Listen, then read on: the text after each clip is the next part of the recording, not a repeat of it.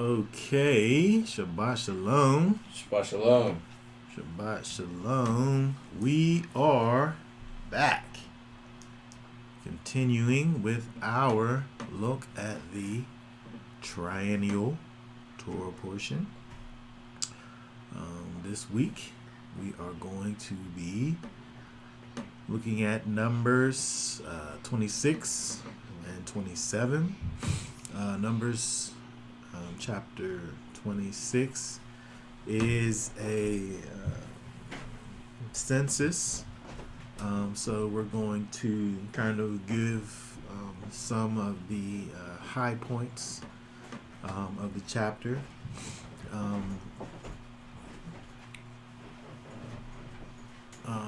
And we'll look at some things that we see also in chapter 27.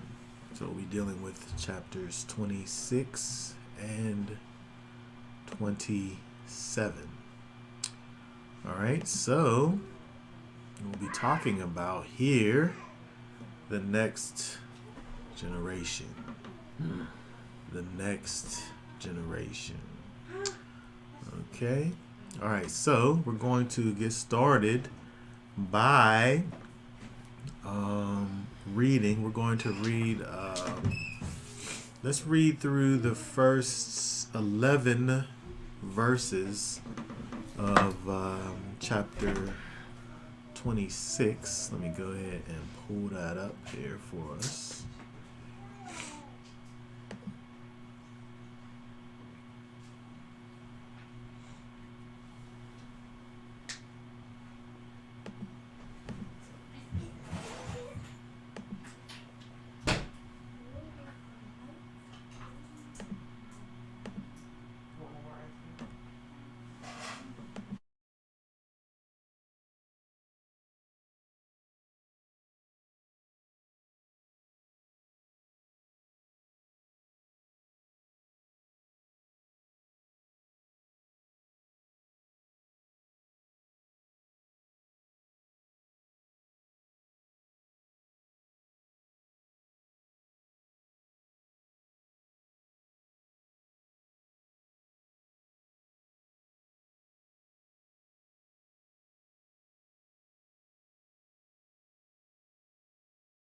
Hold on one second.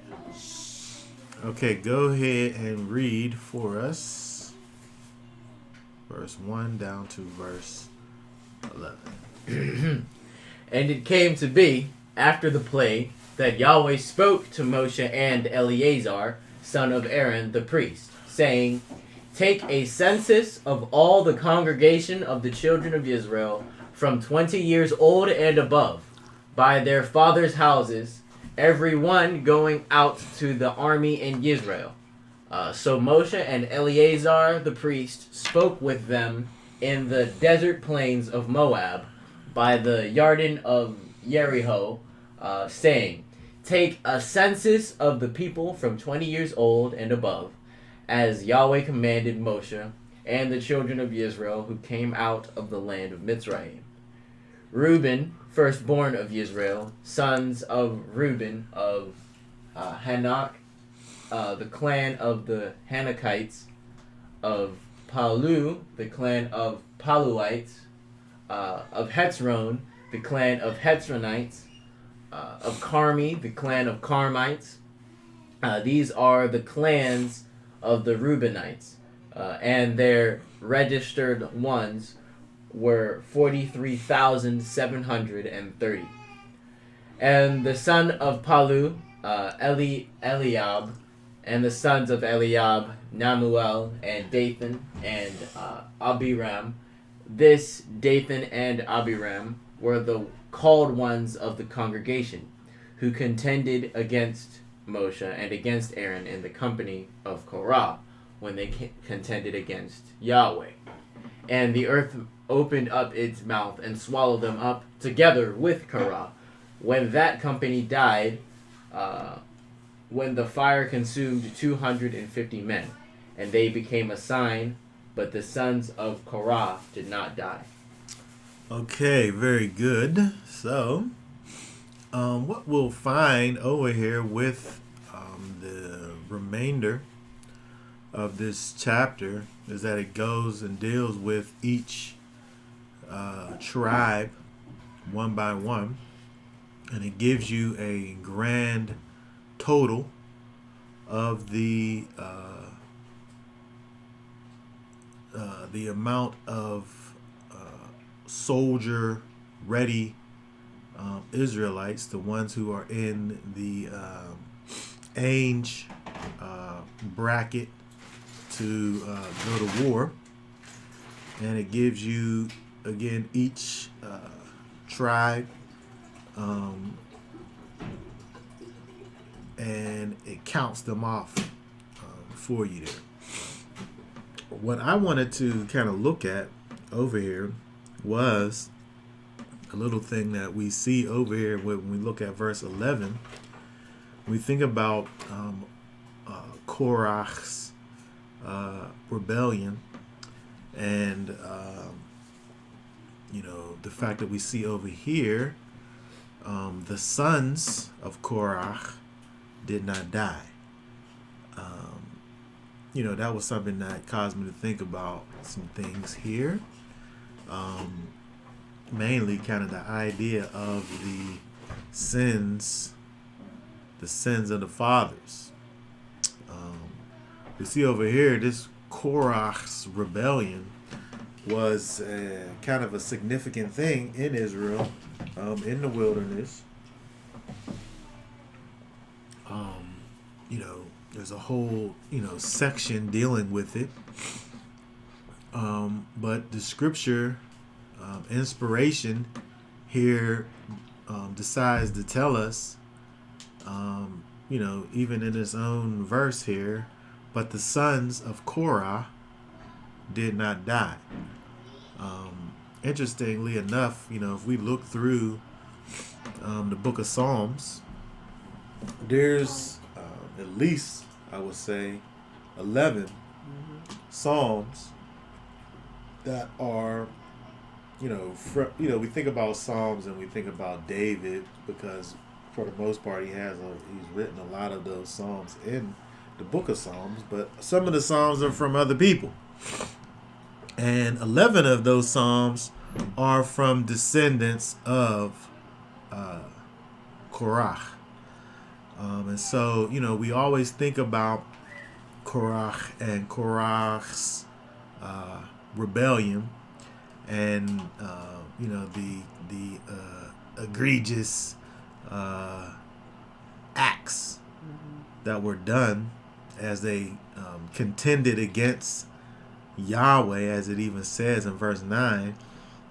This is a census. They're giving you the information about the people that are ready for war, and kind of as a parenthetical note, it tells you, as it says, the sons of Eliab, Nemuel, and Dathan and Abiram. And by the way, this is the same Dathan and Abiram who contended against Moses, right?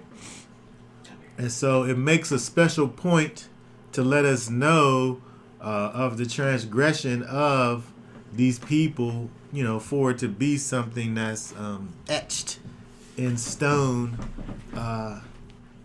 for eternity, which is interesting.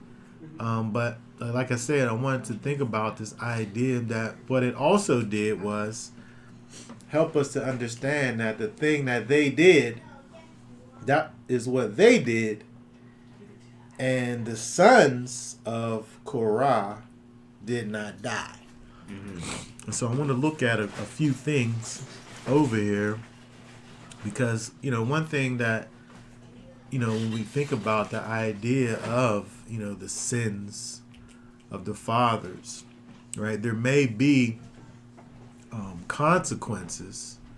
There may be consequences for the sins of our fathers, but this is not to say that we will have the actual sin of our fathers on us, but we can't escape from the consequences. Think about the fact, like if you're, in a household where your father is not able to,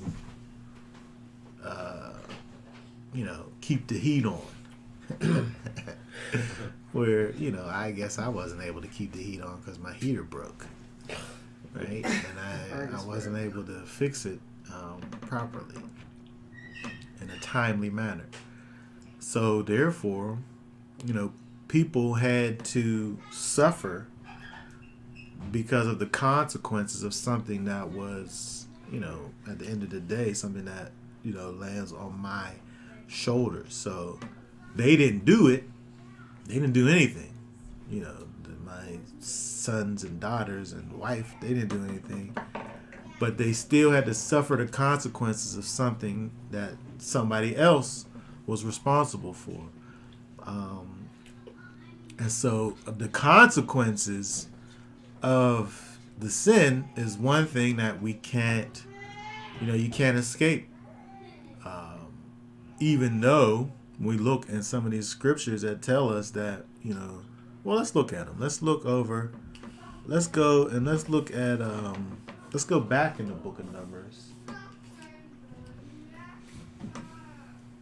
I see something that's relevant to what we're even dealing with in terms of these people in the wilderness. If we look at chapter 14, let's go down to verse 29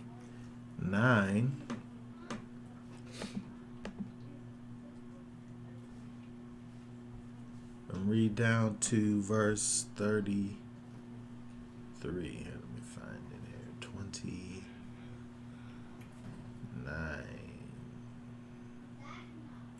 Okay, right there. The carcasses of you who have grumbled against me are going to fall in this wilderness. All of you who were registered according to your entire number from 20 years old and above. None of you except Caleb of Jephunneh and Yehoshua son of Nun shall enter the land which I swore I would make you dwell in. But your little ones, whom you said would become a prey, I shall bring in, and they shall know the land which you have rejected. But as for you, your carcasses are going to fall in this wilderness. And your sons shall be wanderers in the wilderness 40 years, and shall bear your whorings until your carcasses are consumed in the wilderness. Okay, very good. And so, we think about the sins of the fathers, right? Mm-hmm. So the sins that the people did, those ones who were 20 years and above, mm-hmm. it brings death upon them, right? They have to die in the wilderness. And so, but the consequences of what they did affects the sons because they have to wander in the wilderness for these 40 years, right? They have to actually witness and deal with the carcasses of their fathers that are going to fall in the wilderness, mm-hmm. right? It says in 33, your sons shall be wanderers in the wilderness 40 years, right? That's a consequence of what the fathers have done. But see, the thing is that the main ruling against the people is that they're not going to get into the land, right? And so the sons of those individuals, they do get into the land, right? So they don't get the judgment that goes against the fathers. They go into the land, but there's consequences even though they're not getting the judgment. Mm-hmm. Right? They got to deal with the loss of their fathers in the wilderness. Right? However, some of them, are quite some terrible things happened with the plagues. Gruesome. Some of the plagues that they experienced, and they witnessed that. I mean, these guys witnessed their father getting swallowed up. I know, by the earth. That's crazy. They could have been standing right by him potentially. And so when we see with verse 33, it says that the sons shall bear your whorings until your carcasses are consumed in the wilderness. Wow. So that's dealing with the consequences that, are literally being passed on to the sons. But again, these are consequences that are connected to the judgment, which is the fathers can't go into the land. Right? That's the judgment. And so we have to, even though there's kind of a fine line here, but there is a distinction between the actual judgment and the consequences. Just like there's a difference between the consequences of sin and thinking about what the actual sin actually is. Okay, so let's keep on going over here, because when we think about this idea of this sin, let's look at this another way. Let's look over in Exodus 34.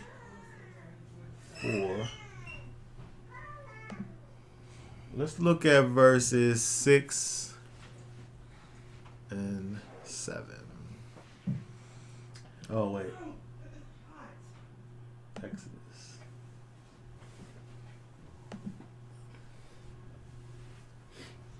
There we go.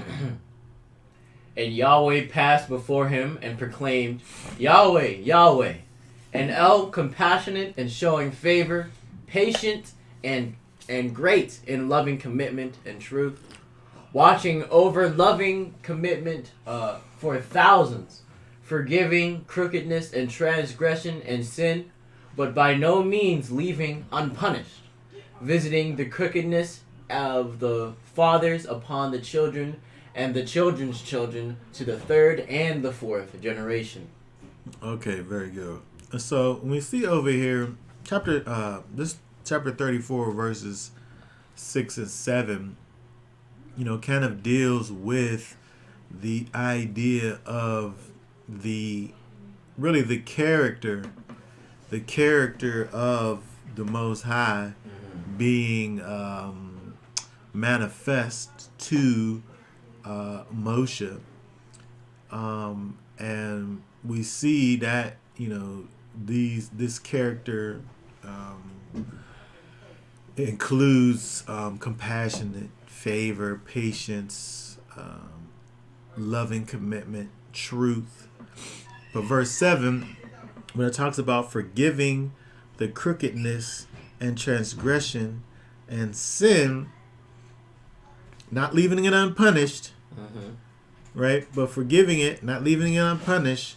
But this is the part here, visiting the crookedness of the fathers upon the children and the children's children to the third and the fourth generation. So we see this idea of this thing that's connected to sin, that the children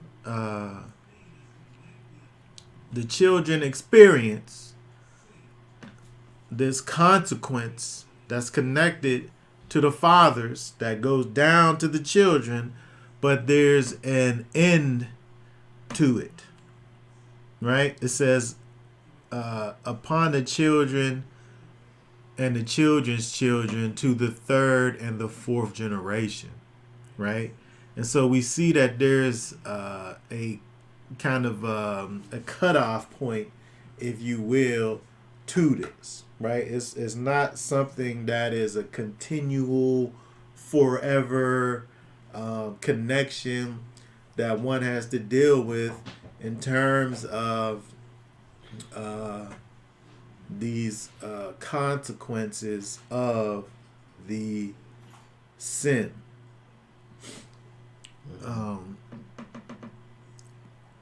But also we want to think about this also in terms of, but we want to be able to make a distinction now again between the judgment of the sin and the consequences, right? Because again, even though it's really kind of a close kind of a situation, there is a distinction. So let's look over at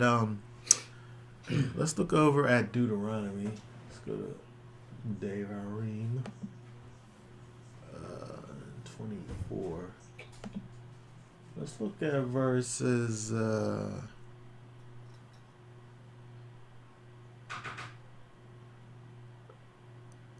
let's look at verse 16 here. It says, fathers are not put to death for their children, and children are not put to death for their fathers. Each is to die for his own sin. Okay, right. So we see over here, this kind of is really dealing with the judgment, right? There's going to be consequences now, because if you're a father who loses your son as a result of his sin, you don't die because of it, but you suffer a consequence. You don't have a son anymore, right? And the same thing is true, of course, if you're a child. You lose a father, you may not have died, but now you've lost that father, right? So again, there's a distinction. There's a difference between the judgment, which is the death, but these consequences of the judgment is something that goes on. And so one thing that I wanted to look at and think about, here, let's save that. Let's keep on going. Let's look over. We'll come back to what I was going to bring up, but let's look over at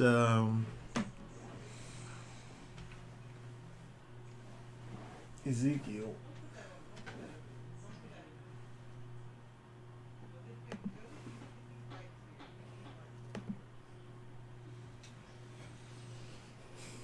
Ezekiel 18. Let's look at 19 and 20.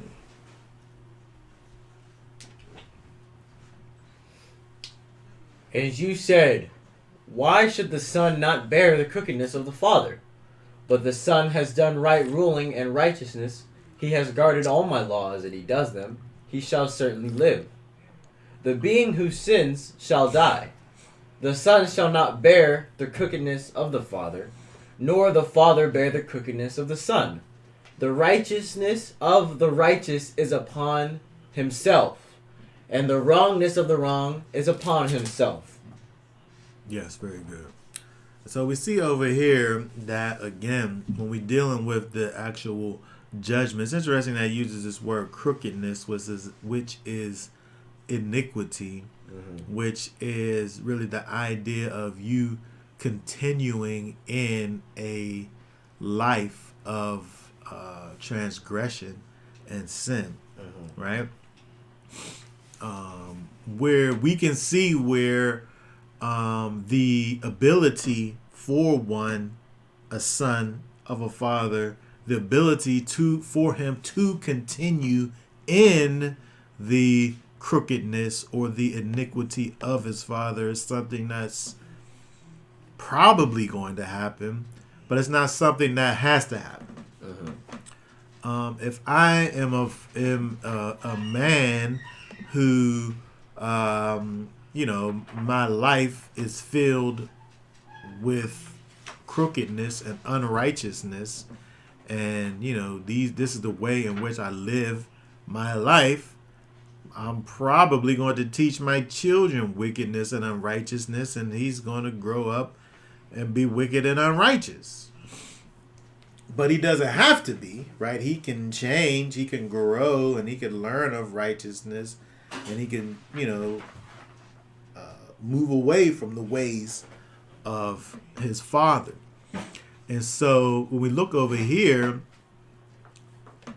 what this helps us to understand is it's just not just a simple fact of osmosis, not just for the simple fact that if a father is wicked, the son is then judged for the father's wickedness. If the son grows up and becomes wicked like his daddy, then he's going to receive whatever judgment he deserves. Yeah. But not just because of the fact that he had a wicked father, right? Every soul will bear their own iniquity. And so one thing that we think about is when we think about this idea of sin, this idea of us being separated from the Almighty because of something that the first people in earth have done. Yes, exactly. He might have he absolutely does have the propensity to do the same actions of his father, right? But he's judged on what he would actually do, right? And so when we think about Adam and Hava, as to where we weren't in the garden with them, right? We weren't there, and we didn't participate in their disobedience, right? But we suffered the consequences, which is the same thing that happened to them when they spoke of the fact of them, if they ate of the fruit, that they would surely die. That death was indeed a spiritual death, a spiritual disconnection from the Most High. And so even though, we weren't there, we didn't participate in that sin. Once that line was cut to the Father, every man has to be able to reconnect or be reconnected to the Most High, because we're born in a state that's the same state as our father. Like unto, what I was just referring to in terms of, we grow up and do the things that we learn from our parents, right? And so this is just a natural course of things, right? If you grow up in a place that that follow after the law, statute, and commands of the Father, these are the things that you learn, and hopefully, these are the things that you will continue in. And this is one of the reasons why we look at Deuteronomy chapter 6, one of the things that's given to us as a command is to actually teach the children to continue this way. The main thing that we look at with Israel throughout the years in history was Israel mixing with these other nations, and then getting into all of these pagan customs, and then beginning to teach the children and learn the ways of the wicked. And so again, these things are all connected, but we have to be able to find our way to the Most High, right? because each man is responsible for his own situation. When we look at here, let's look at something else over there. Find my cursor. Let's go to the Apocrypha. Let's look at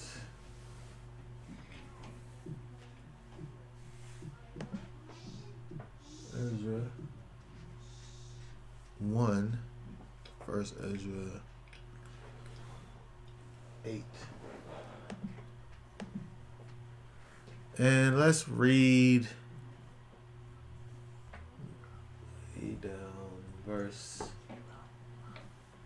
70, 77. And for our sins and for our fathers, we with our brethren and our kings and our priests were given up unto the kings of the earth, to the sword and to captivity, and for a prey with shame unto this day. Okay, now we see over here, this is an example again because of the sins of the fathers. Because of the fact that now the fathers have caused there to be this separation from the Most High, who is indeed the protector of his people. Now the people now are suffering the consequences, right? And the people, the children who didn't have nothing to do with these things, these brethren and these kings and these priests who all go astray, and are operating in wickedness, right? They are given up to the sword of these other kings and put into captivity and become a prey with shame unto this day. But the thing about that is that this is dealing with the consequences of the sin. Now, these people, which in fact we are able, we're not stuck. We're not stuck in this place of shame. We're not stuck in this place of disconnection from the Most High.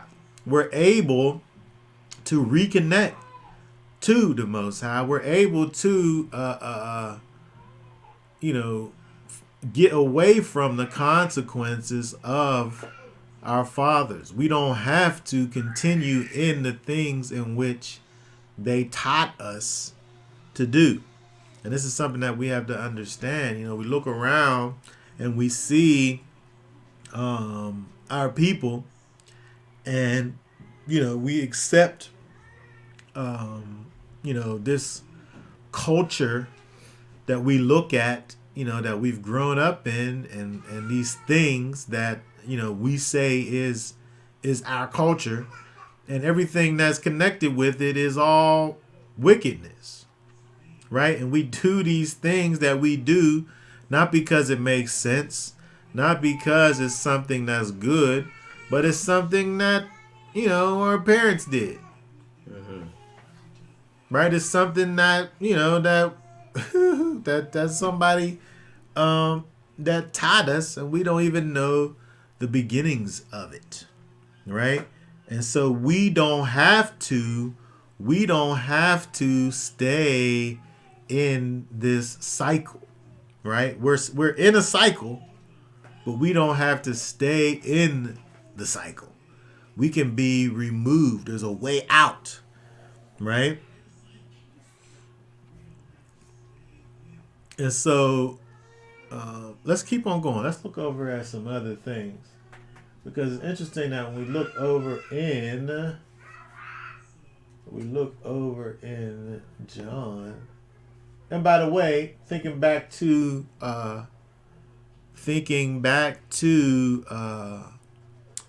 Korah, the sons of Korah, they didn't continue in the cycle.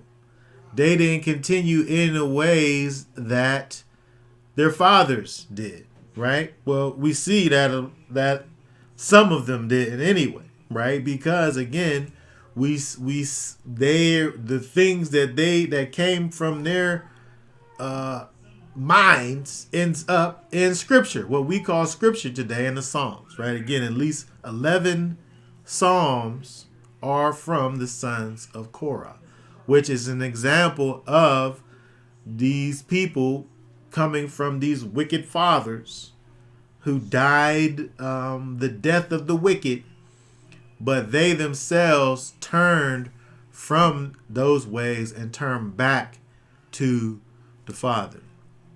Okay, so let's look over at John chapter 9. Read, let's see, John chapter 9. Start reading at, hold on, let me get another version over here. Let's look at this from the Scriptures version and read 1, 2, down to verse 3. And passing by, he saw a man blind from birth. And his taught ones asked him, saying, Rabbi, who sinned, this man or his parents, that he should be born blind? Yeshua answered, Neither this man nor his parents sinned, but that the works of Elohim might be made manifest in him. Very good. It's interesting that these people over here, they had this thought. They saw this blind man. They saw that he was blind. And they had the thought, why is he blind? Must have been because of his parents. Parents must have sinned. Right? Who sinned? Right? The rabbi, this teacher, he says, who sinned? This man or his parents?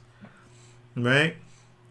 This is a thought process, that these things, these consequences fall on us either because of something that we do or something that our parents do. But in this case, Yeshua says neither one of those is the case. He actually is blind so that Yeshua could walk along and heal him in the sight of these people. Right? So it just so happens that neither one of those things are true in this case. But verse 2 just shows you the thought process of the people who understood,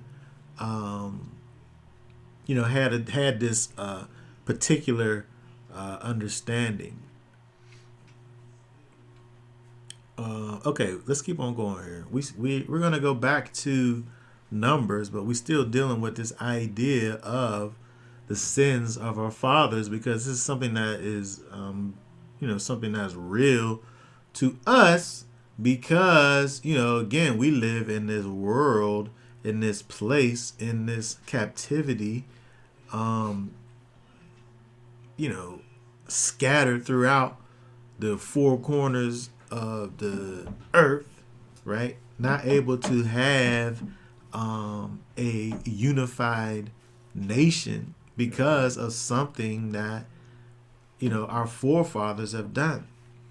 But the thing that we have to be able to understand is that, again, like I said, we're able to turn around from these consequences. We don't have to be stuck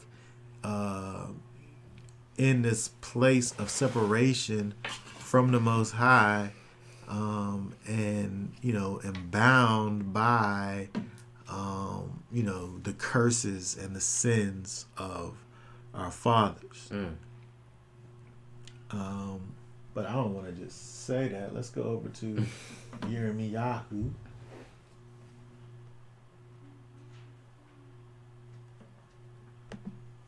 Let's look at chapter 31. And let's start reading at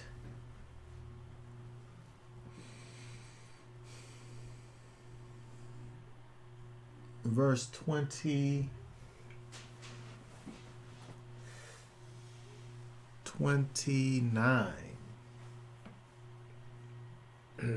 Just 29? Read 29 down to 34. In those days they shall no longer say, the fathers ate sour grapes, and the children's teeth are blunted. But each one shall die for his own crookedness. Whoever eats sour grapes, his teeth shall be blunted. Okay, stop right there. And so it's interesting that we see over here with verse 29 where we started, where it says, in those days. Right? Speaking about some time, some unforeseen time in the future. Right? As far as what the prophet is speaking, right? In those days, they shall no longer say the thing that the father did is going to affect the children, right? But each one shall die for his own crookedness. Whoever eats the sour grapes, that's the one whose teeth shall be blunted. Okay, keep on going. 31. See, the days are coming, declaring Yahweh, when I shall make a renewed covenant with the house of Israel and with the house of Yehudah. Not like the covenant I have made with their fathers in the day when I strengthened their hand to bring them out of the land of Mitzrayim. My covenant which they broke, though I was a husband to them, declares Yahweh. For this is the covenant I shall make with the house of Israel after those days, declares Yahweh. I shall put my Torah in their inward parts, and write it on their hearts, and I shall be their Elohim, and they shall be my people. And no longer shall they teach each one his neighbor and each one his brother, saying, Know Yahweh, for they shall all know me, from the least of them to the greatest of them, declares Yahweh. For I shall forgive their crookedness and remember their sin no more. Okay, very good. So we see over here now there's a connection. There's a connection to the separation of you from what your father has done. And that connection is connected to this new covenant. It's connected to this thing that the Most High said that he was going to do, that deals with you having the Spirit of the Most High in you. This thing that connects you back to the Father. The fact that we have to deal with this spiritual death that we have to be take part in because of what our fathers have done. Now we're able to be reconnected back to the Father because of this thing that the Most High at this point said that he will do in those days, which we know is the pouring out of his Ruach HaKodesh, the Spirit that he sends out to us, his people, that allows us to separate from the sins of our fathers and no longer have to deal with blunted teeth because of the sour grapes that they ate. Okay? And so even like how we look back in Exodus chapter 34, where it deals with the end of this passing down of things, right? Where it comes to an end, right? Where there's a cutoff point, right? That cutoff point we know comes as a result of this new covenant that the Most High makes with his people. Mm-hmm.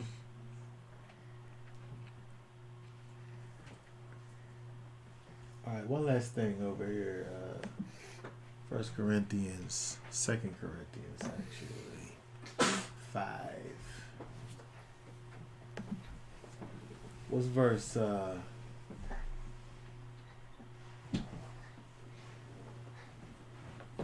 17? 17. Therefore, if anyone is in Messiah, he is a renewed creature. The old matters have passed away. See, all matters have become renewed. Yes, very good. So again, when we look over here, and understand that the Most High don't have us in this endless cycle of separation.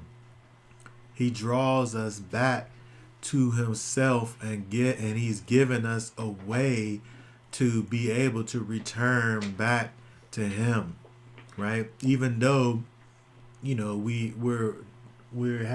to come out of this pit that was dug by our forefathers. There's a way out, right? There's a lifeline that been dropped down in the hole for us to be able to get out, right? And that lifeline is Messiah, right? And we're able to come out of that pit and be made new. All right. Okay, so let's just drop down. Okay, so let's look at let's go down and I want to look at, let's see here. Interesting thing. Let's go back to Numbers. Let's go back to Numbers here. Numbers 26.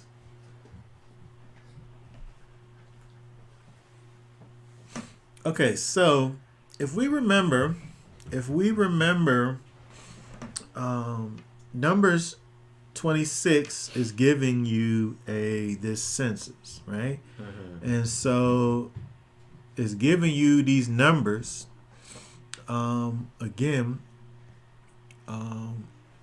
These numbers that we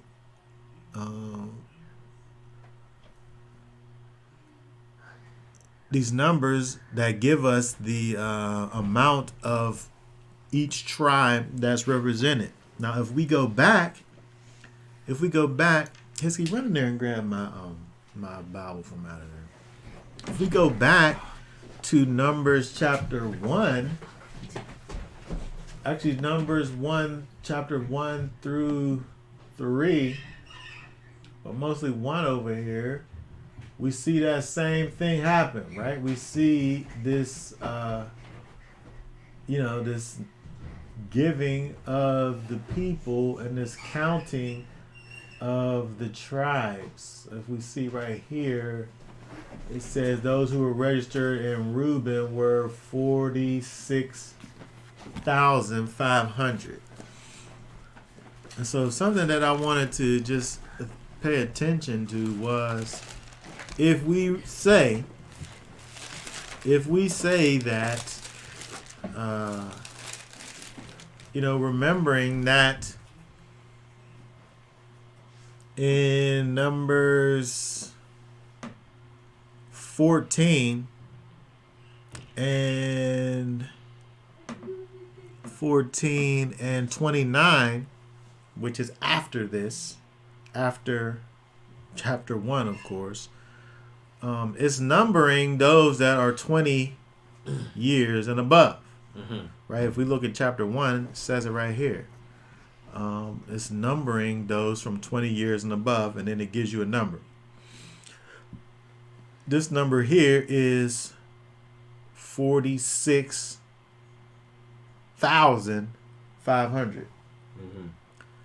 And so if we go back over now to Numbers chapter 26, was giving you this census of these people that's 20 years and older.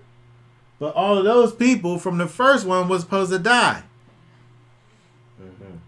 So we're able to understand that number actually is a number of people who died in the wilderness from each tribe. From chapter 1.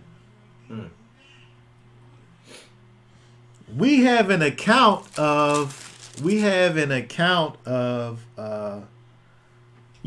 like couple hundred dying here, maybe a couple thousand dying there, here and there, right? But if the death sentence was for those that are 20 above, and then it told us how many people there was from 20 and above, then that's basically telling you how many people was going to die.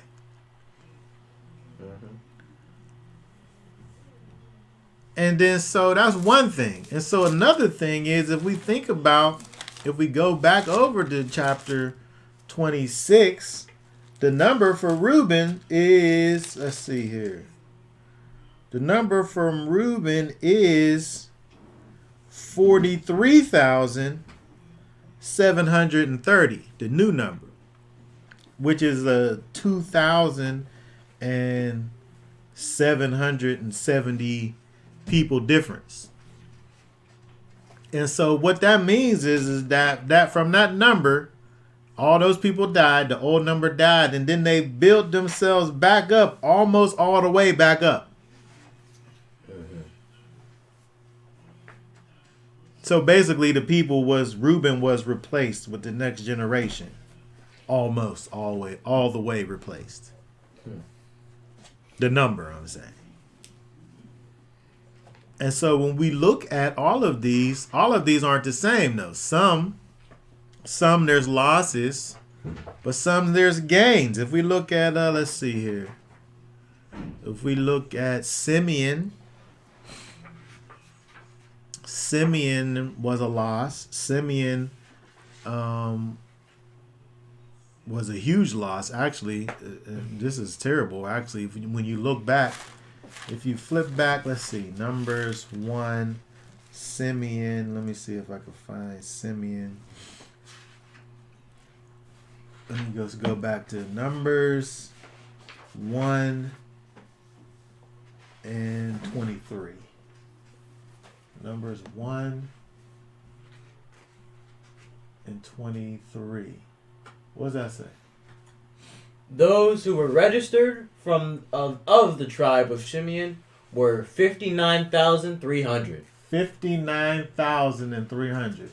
So again, those are the ones who had to die in the wilderness, because those was the age of the people who had to die in the wilderness. Right, so you talking about 59,300. When we go over back to Numbers 26 over here, Simeon. Let's see if we go down to Simeon. Simeon's new number was, what was it? 14. It says 22,200. 22,000. So all them people died, right? So all them people died. But then and so the difference is 37,100. There's a difference. So Simeon, actually, they all died, but they didn't make it back up to their original number by a lot, though, because their original number was like 50-some thousand, right? And so again, those were losses. Like Reuben was a loss. Simeon was a big loss. Gad was a loss. But Judah actually was a gain. Right? Judah, the difference in Judah's, let's see, verse 19. Let's see, it goes down to verse 22. Their number, what's that say right there, verse 22? These are the clans of Yehudah, according to their registered ones, 76,500. Okay, and so their original number, let's see, if we go back to Judah, Judah was 74,600, right? So it's just a small, they almost made it back to full strength, right? Judah did. But if we look at people like, let's see, Issachar, we don't got to go back and forth. I'll just tell you, Issachar had a gain of 9,900. Zebulun had a gain of 3,100. Right? And so they had that loss because all those people had to die.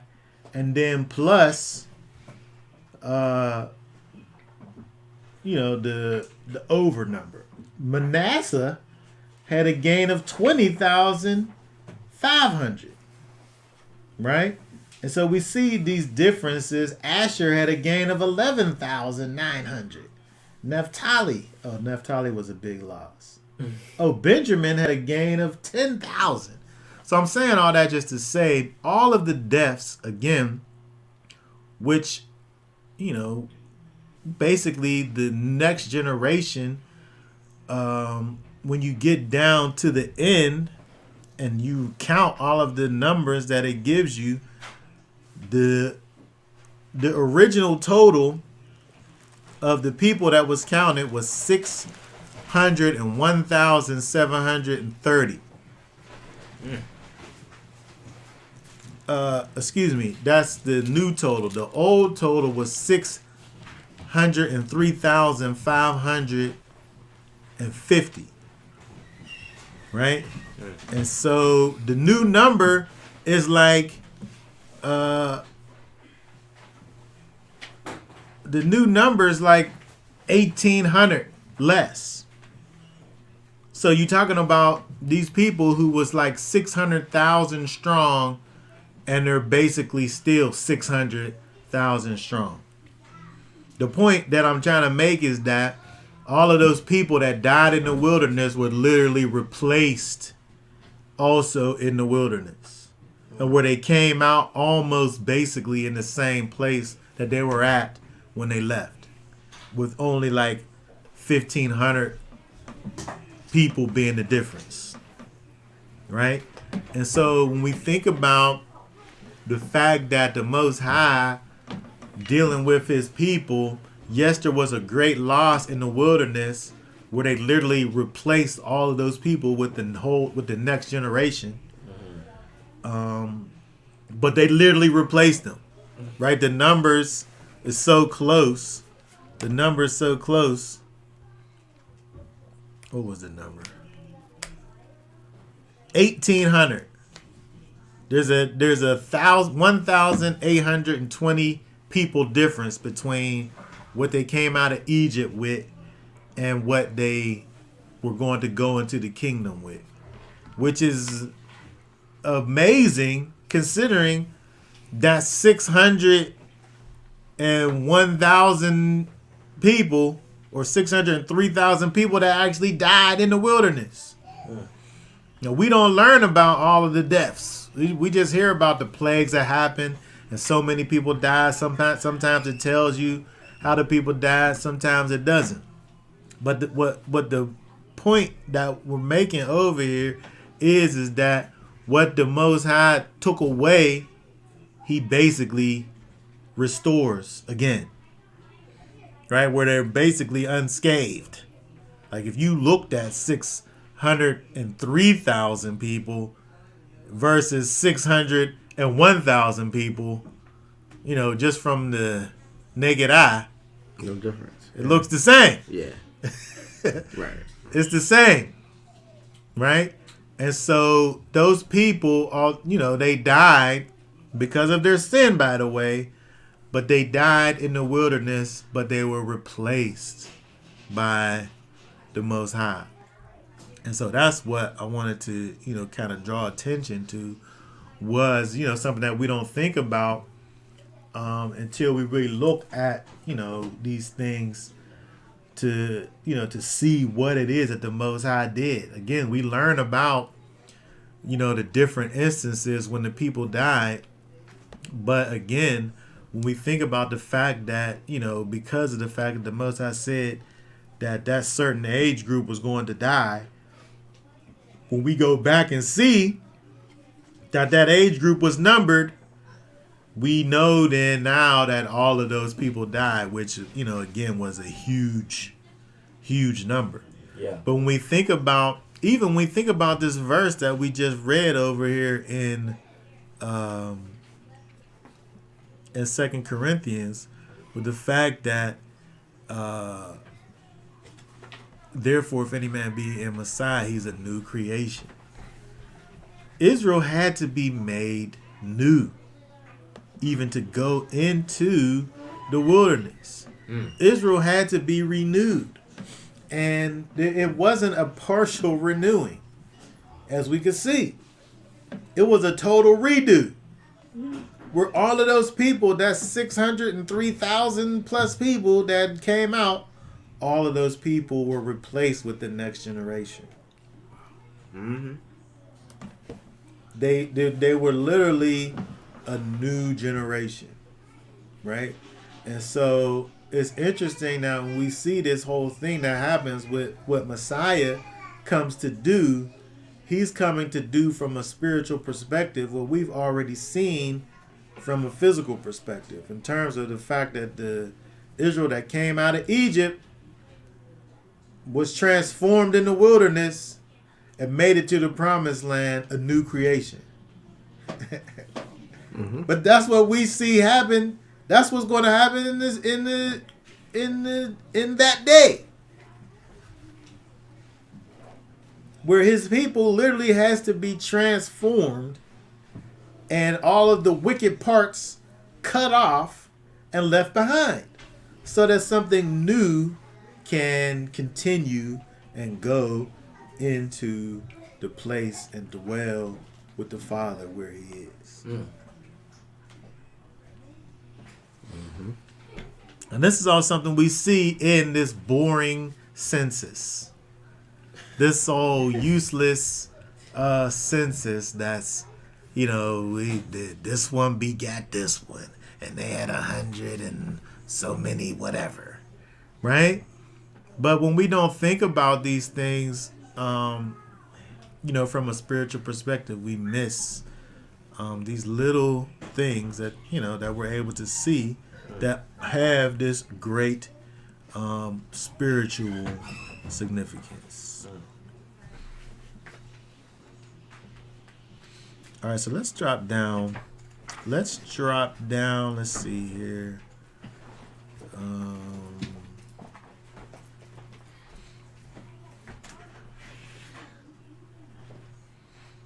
I want to go down to... Actually, I want to just go over to the next chapter. Let's go to chapter 27. Let's go over to chapter 27 and go ahead and just read that chapter. And we'll go back here. Let's see. 27.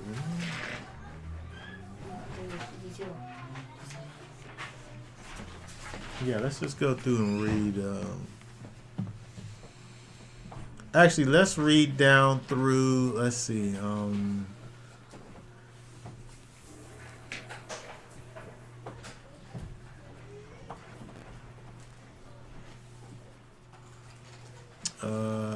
Let's go read. Let's read through the whole chapter. Yeah. It says, "Then came the daughters of Zelophehad,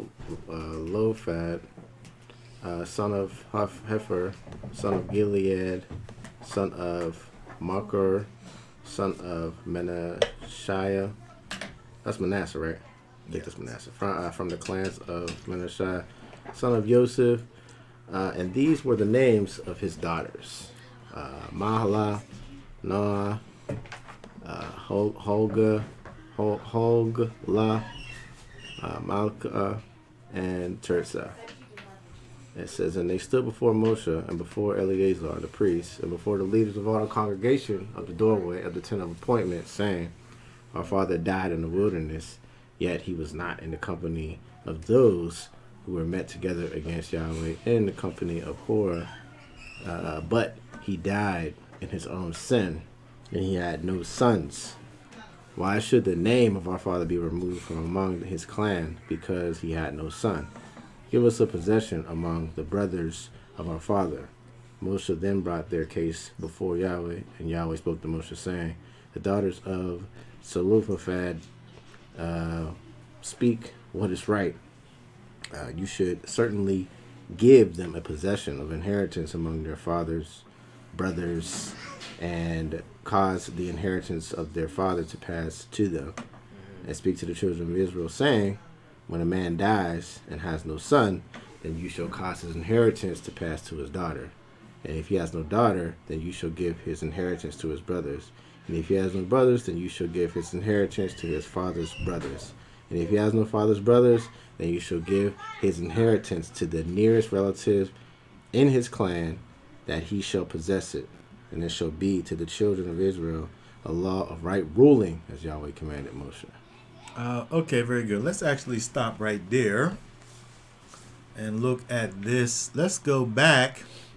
Let's go back real quick, because we see over here, if we go back up to the top where it starts talking about the daughters of Zelophehad. If we look back over to the last chapter, let's look at verse 30.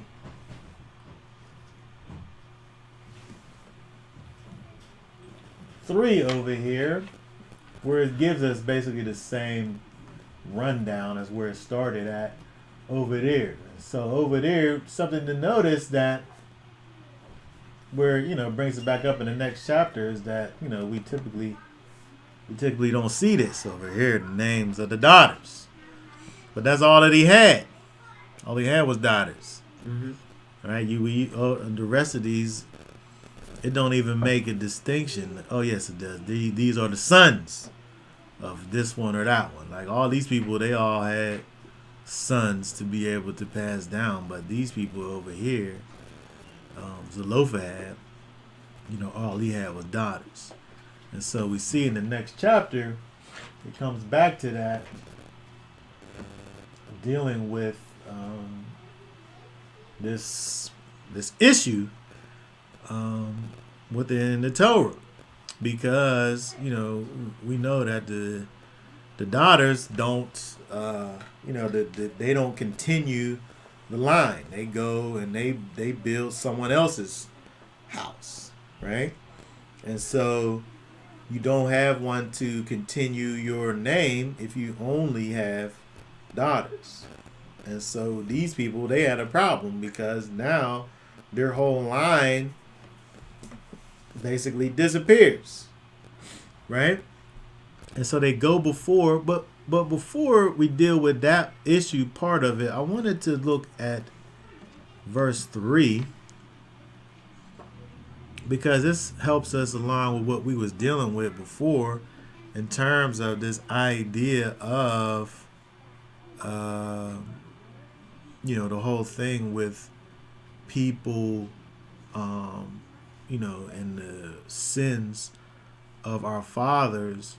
And we see over here something that we don't think about, but that the scripture helps for us to understand, is that when there was that decree that went out for these people of a particular age to die,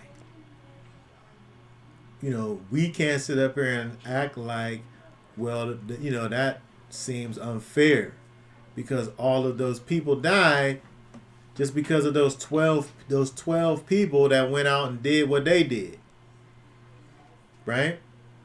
But this is interesting because it helps us to understand, the people that died for their own reasons. Mm-hmm. It says over here, our father died in the wilderness. He wasn't part of what Korah and them did, but he died of his own sin. He died of his own sin. Just like the rest of the people that died in the wilderness, they all died of their own sin. Mm-hmm. And if we think about, let me see if I just marked it in my, if we look over in Deuteronomy, it helps us to understand the Most High wasn't just out here killing people because of how old they was. Right. It just so happened that all them people was wicked. And so they all had to die. He said, you do what I tell you to do, it prolongs your days. So. Yeah. I think it's 24. Let's see if I'm right. 20. No, it's not 24.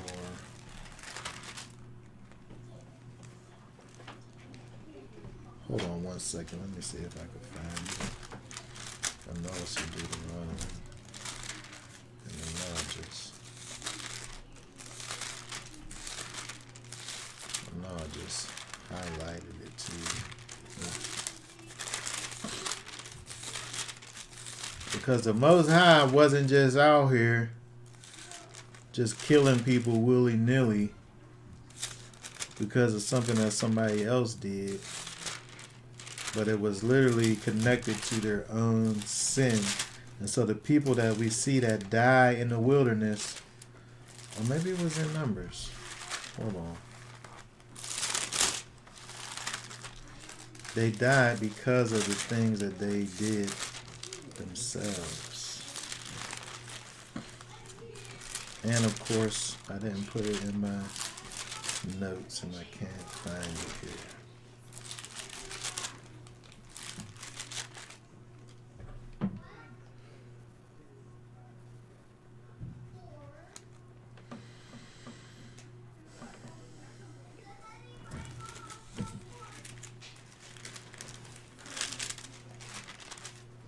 Okay, I can't find it. But what I'm looking for is something to the effect that the Most High, the people literally could not go into the land until all of the past generation had died. The 40 years was the time that it was going to take for all of those people to die in their sin, by the way, to actually die. And so, that was the cutoff point that was given. I can't believe I didn't put that in my... The part that he said he waiting for them to die? Yeah. Yeah, But I guess for now, we just going to have to... oh, wait. I know this ain't it. You just going to have to find it for yourself. Because right now, I can't remember where... let me see if I can find it. I can't remember where it was at. I thought that I had put it in here. You said it's in Deuteronomy? I thought it was, but I'm not sure if it is now.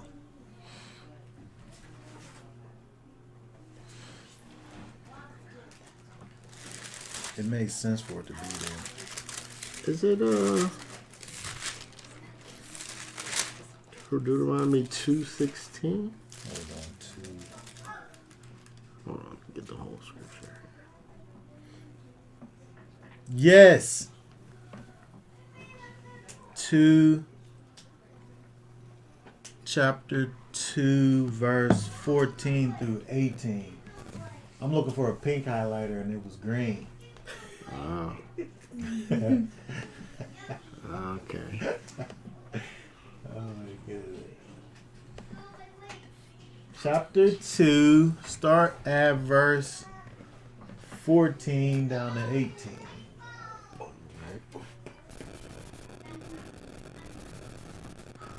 And the time we took to come from Kadesh Barnea until we passed over to Wadi Zered was 38 years, until the generation of the men of battle was consumed from the midst of the camp, and Yahweh had sworn to them.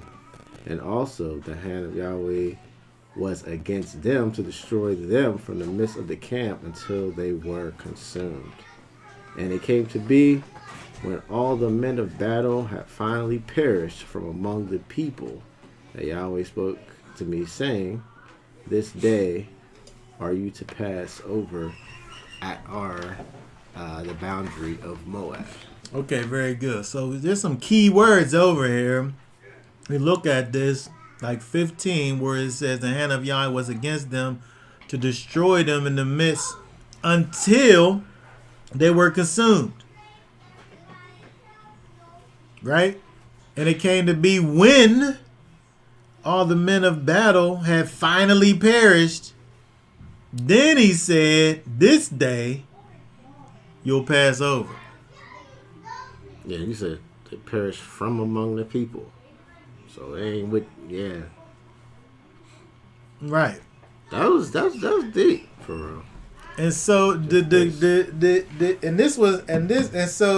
was 38 years, right? So they hadn't quite got to the point of the 40, but at least they was getting to the point where the people was basically dead at this point. Mm-hmm. Now you can start thinking about going over there. That remind me of King David couldn't build the temple because his hands was too bloody. If Solomon had to do it, that's what that remind me of. Somebody said also Deuteronomy 1:34 through 40. What's that say? It says, and Yahweh heard the voice of your words and was wroth and took an oath, saying, not one of these men of this evil generation shall see that. This is actually what I was looking for. I ain't gonna hold you. This is what, as I knew there was a better one. I'm sitting here, I'm like, there's a better one. And I think there's another one in addition to this. It says, not one of these men of this evil generation shall see that good land of which I swore to give to your fathers, except Caleb and son Jephunneh. He shall see it, and to him and his children I give the land which he walked, because he followed Yahweh completely. And Yahweh was enraged with me for your sakes, saying, you do not go in there either. Yehoshua the son of Nun, who stands before you, he shall go in there. Strengthen him, for he shall cause Israel to inherit. And your little ones and your children, who you say are for a prey, who today have no knowledge of good and evil, they are going in there, and to give to them I give it, and they are to possess it.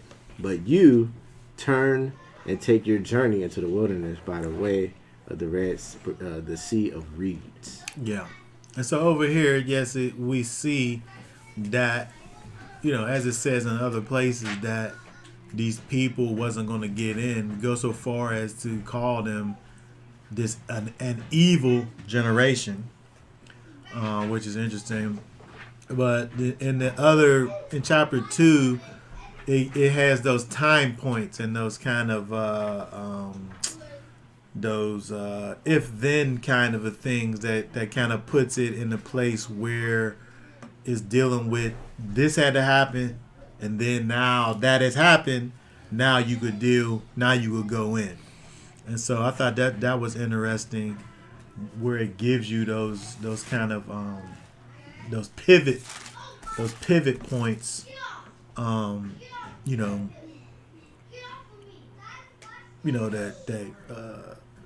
gets you over.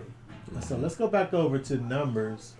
Because I started talking about all this because of the fact that, dealing with the fact that the daughters bring this up in terms of this idea of their father who died in his own sin, continuing on with that thought that, it wasn't the fact that they were a particular age, but that they were indeed this evil generation, and all of them in their sin were going to have to die.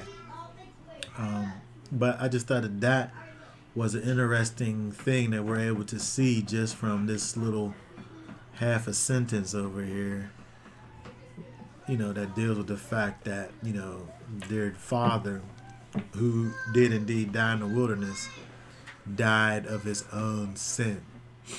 But it's interesting when we look over here at this whole situation that these daughters who, looking at the law as it was, their father's inheritance, was going to disappear. Right? His name be removed from among his clan. And so it's interesting that we're able to see where, they take their petition to Moshe. Moshe is able to take their petition before the Most High. And if we look at verse 6 and 7, where the Most High said, the daughters of Zelophehad speak what is right. He agrees. He agrees with what they say, and he makes provision for the request. And so, it's an interesting thing that we're able to see the way that the Most High works. He's not this Elohim that is all about it's got to be, there's all of this rigidness. Right? There's mercy. That's part of his character. Understanding. Right? He got all of the understanding. Right? That's how it was. That's how he created for it to be. But, these daughters come with a valid request, and the Most High says, okay, fine. Let it be so. And so, we have to be able to know that the Most High cares about our things, our issues, right? And when we think about things properly, he meets us. We can't just sit up here and come to him with some foolishness, right? But when we come to him rightly and, in things, he is there for us, and he provides a way for us, right? And so this is just an example of that we see with these daughters of Zelophehad, where they wanted to, their request was indeed a valid request. It wasn't selfish. They wanted to preserve, they didn't have anything really to say about their own selves. They wanted to preserve their father's name. Right? So it wasn't even a selfish thing that they were dealing with, right? It was about their father's name that they wanted to continue, right? And so again, the Most High sees this, and he helps them in that way. Like Yeshua basically what this situation is. If we get Matthew 7:7 real quick. Okay. Just real quick for it. Actually, there's a couple examples.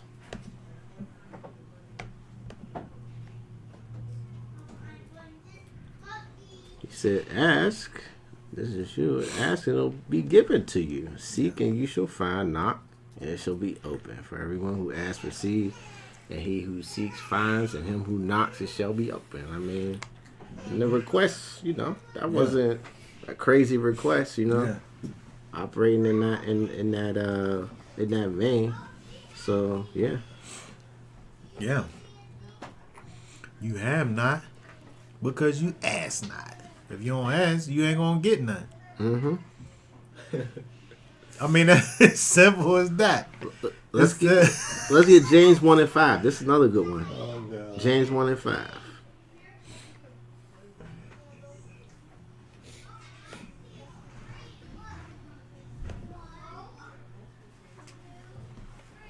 It says, if any of you lacks wisdom, let him ask of Elohim, who gives to all generously without reproach, and it shall be given to him.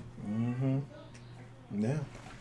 I think what he liked about it too is that they went and asked him instead of doing their own thing. Yeah. Man going to man, and they making their own decision and doing that. Because, he'll make concessions. He'll, make it work if it's on the righteous end, Yeah. And that's what they did. They went about it right.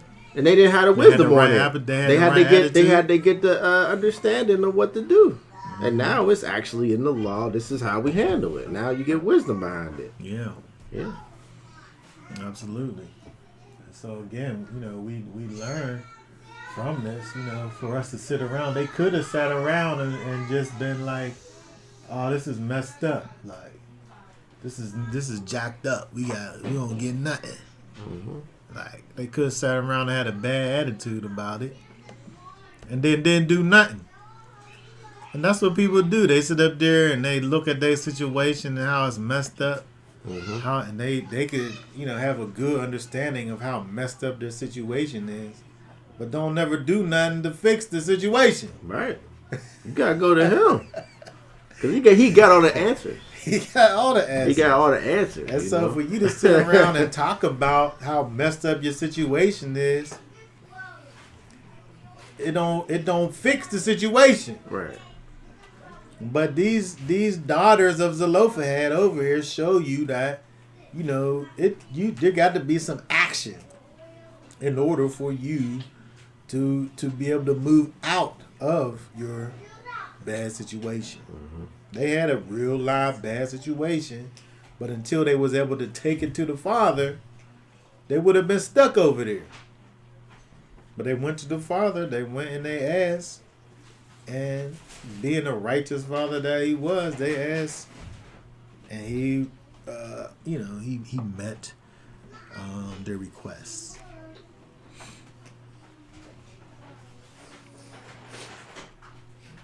All right, very good. All right, so let's keep on going over here. Let's go back to. Let's look at verse. Let's start looking at verse 12. Read down from 12. Might as well go ahead and finish up the chapter there from 12. Find it. Here we go. He always said to Moshe, "Go up into this mount, Abram, and see the land which I have given to the children of Israel. And when you when ye have seen it, you shall be gathered to your people as Aaron your brother was gathered, because you rebelled against my mouth in the wilderness of Sion, in the strife of the congregation, to set me apart at the waters before their eyes. These were the waters of Meribah at Kadesh in the wilderness of Sin. And Moshe spake to Yahweh, saying, Let Yahweh, the Elohim of the spirits of all flesh, appoint a man over the congregation, who goes out before them and comes in before them, who leads them out and brings them in, so that the congregation of Yahweh be not like sheep without a shepherd. And so Yahweh said to Moshe, Take Yehoshua, the son of Nun, with you, a man in whom is the Spirit, and you shall lay your hand on him.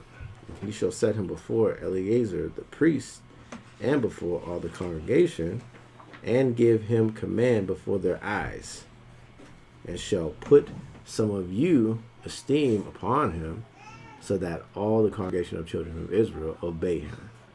And he is to stand before Eleazar the priest, who shall inquire before Yahweh for him by the right ruling of the Urim.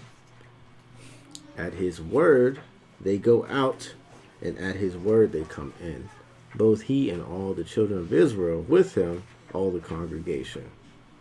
And Moshe did as Yahweh commanded him, and took Yehoshua and set him before Eleazar the priest and before all the congregation, and laid his hands on him and commissioned him as Yahweh commanded by the hand of Moshe. Okay, very good. So we see over here that Moshe over here now has to appoint his successor, understanding that he, of course, because of what happened, with him, that he wasn't able to go over into the land. The Most High was merciful with him. In verse 12, it says that he took him up to the mountain so that he was able to at least see it.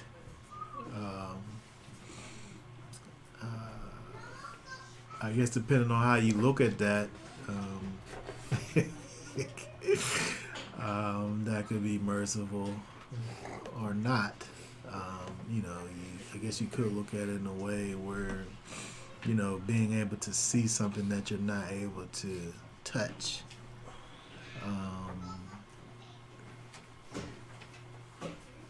Potentially could present problems within you. But I think that Moses is showing us we're able to see his true character, right? Because carnality is going to cause you to look away, right? It's going to cause you to want to say,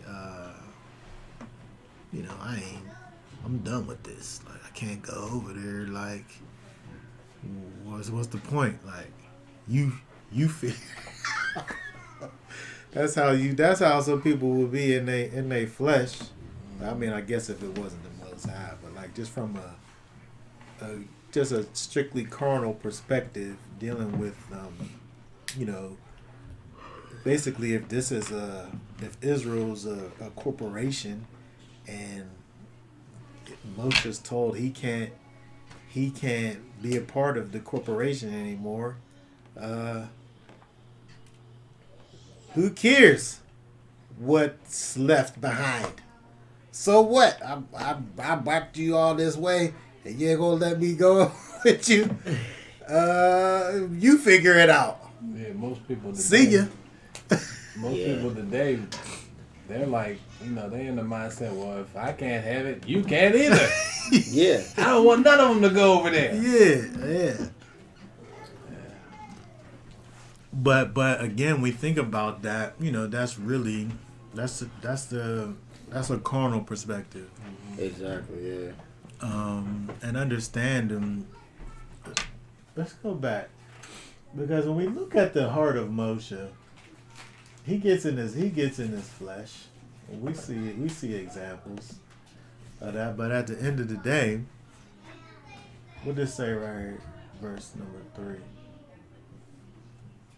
3, and the man Moshe was very humble, more than all men who were on the face of the earth. Right, and so this is at his heart. This is what we know of as, who Moshe actually is. Yeah.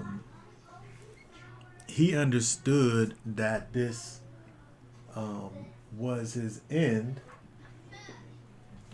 But he knew that it wasn't the end of the people, and he always had a heart for the people. The people would sit up there and act crazy, and even to the point where the Most High would talk about wiping all the people out, and Moses will be the one to stand in the gap for the people, and so. Even now, where we see that Moshe's at this place where he, is able to see the land. He's able to look from this vantage point and see the land in its beauty and splendor. He has to go now and this is what he says. This is what is interesting, because when you look at this is not the Most High speaking to Moses, but Moses speaking to the Most High in verse 15. And Moshe spoke to Yahweh, saying, "Let Yahweh, the Elohim of spirits of all flesh, appoint a man over the congregation, so that they be not like a sheep without a shepherd."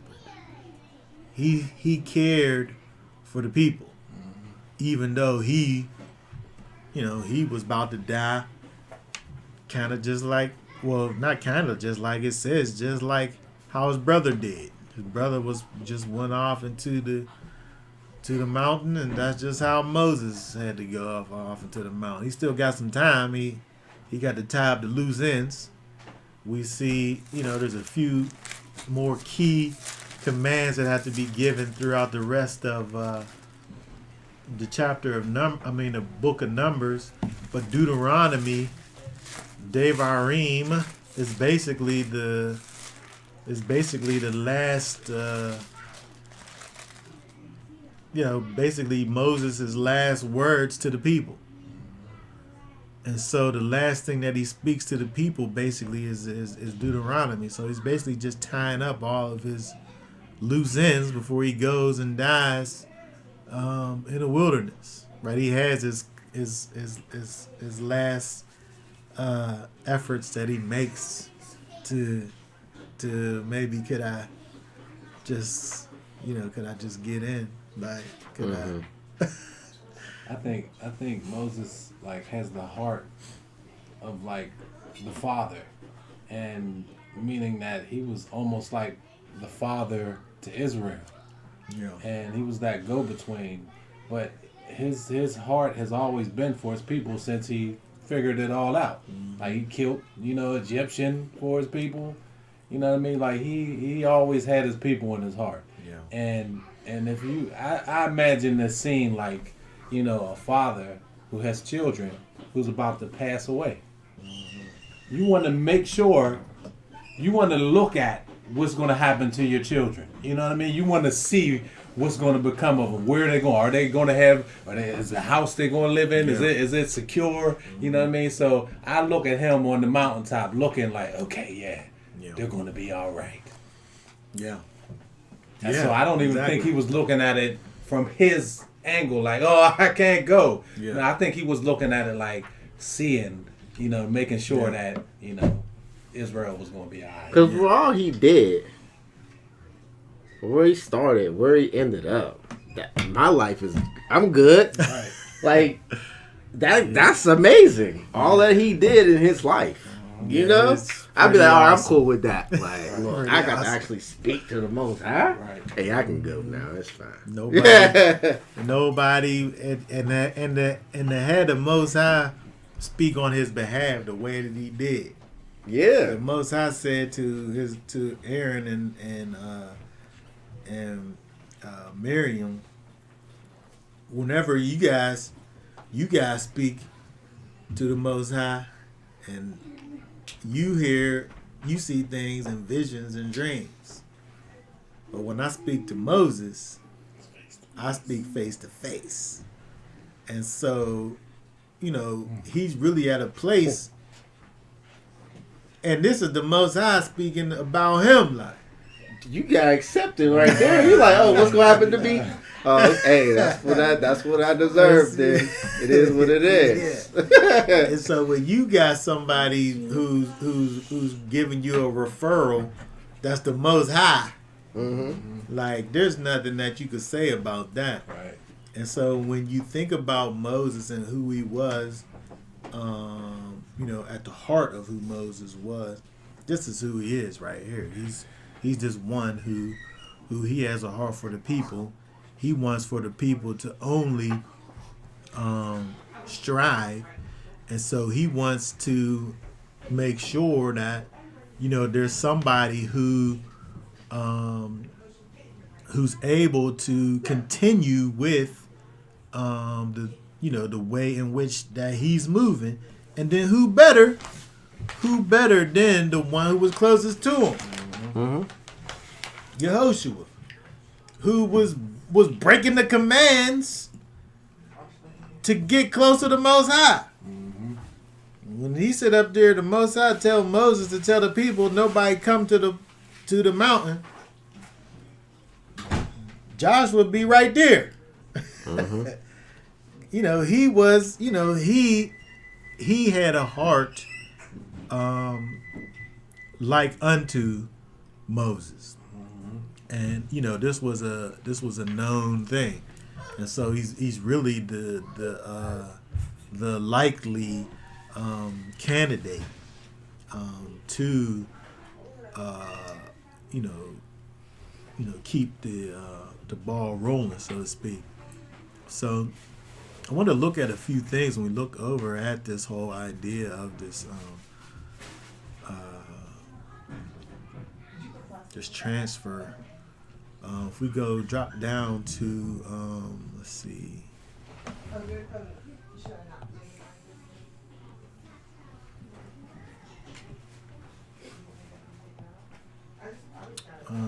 Verse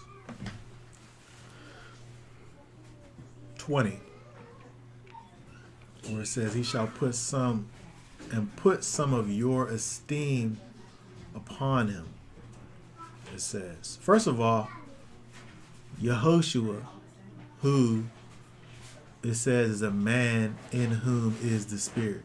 Mm-hmm. Let's just start right there. Mm-hmm. Right, this is somebody who already is connected to the Most High. Right, in whom is the Spirit. Right, first things first.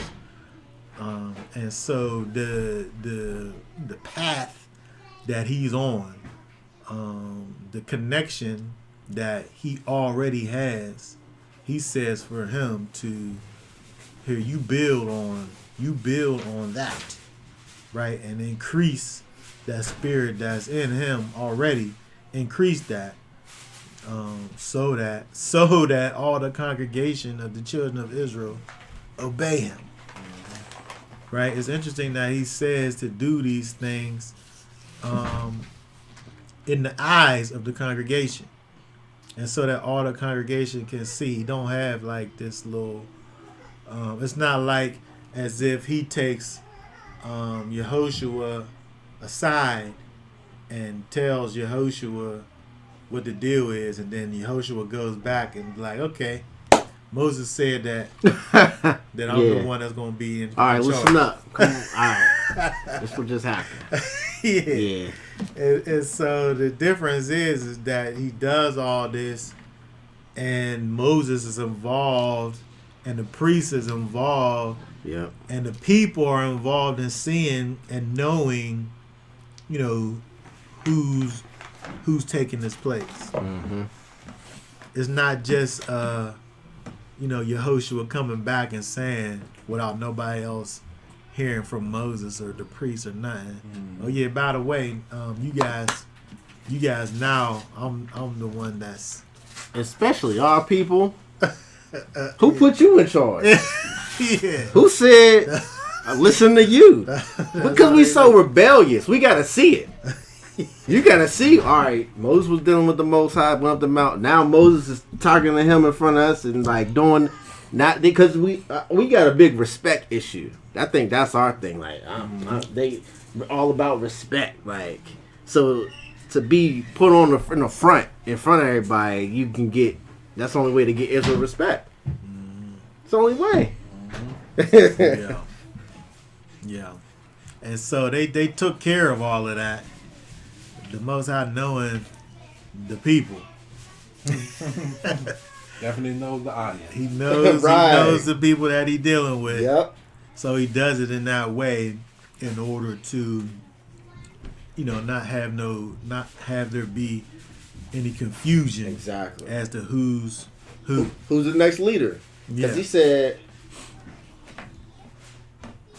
"Oh yeah, so the congregation of children of Israel obey him." So now he became the next leader. Mm-hmm.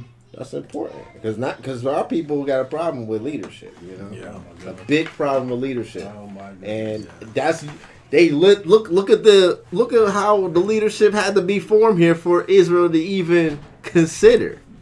Because they was doing it to Moses in the wilderness. You brought us out here to do this. But then, yeah. Yeah. It is kind of crazy because they literally was like, what? I mean, when you think about it, when you go all the way back to the beginning, the people basically elected Moses. Whenever they said, we don't want to hear from the Most High no more, we just want to hear from you. Right. Because they had the opportunity that they all could hear from him. So they basically elected Moses as the leader. That was, signed off on by the Most High. But then they forgot a whole bunch of times on the way. And I think the Most High did that on purpose because the way he presented, I feel like the way he presented himself to all Israel versus the way he did to Moses right? was definitely, like, oh, y'all want to hear something? It was like, okay, y'all think, like, no, he always wanted a man to be like, they get close to give it out, like, but like, oh, okay, Thunderings and right, lightnings. he went extra on them. I think because he knew their hearts. Exactly. Yep. That was a spiritual thing. Yep. Yeah. And so when we look at Yehoshua over here, it's interesting that the successor of Moses, who we know is, Moses himself was a type of Yeshua. Mm-hmm. Moses, we talked about the fact that Moses, at times, he stood in the gap. He was the go-between. He was the mediator between the people and the Most High. He was that. He's what Yeshua is for us. He was that for the people. So we understand that Moses was this type of Yeshua. But then we also see how Yehoshua also, even though we know that they had the same name, ironically or not, that he also was a type of Yeshua. It's interesting that we look at Yehoshua. Speaking about Joshua, the successor of Moses, as the successor of Moses, the one that came after Moses. When we think about Yeshua, Yeshua the Messiah, he actually was you would say is the natural progression from Moses. You go from the fact of understanding the Most High from a carnal perspective. That's how we learn of the Most High. We learn of him from a physical perspective. We look back at the quote unquote law of Moses, where he wrote his commands in stone, right? Where the law, in its entirety, is this physical thing that has spiritual significance. But it's still this physical thing. When you're doing these physical things that have these spiritual, connotations. And so, but when we look to what he does with the renewed covenant, this way in which we're able to be reconnected to the Most High from a spiritual perspective, we see that, this thing, all the time, although it was this physical thing, it was teaching us about the spirit. So if we look over at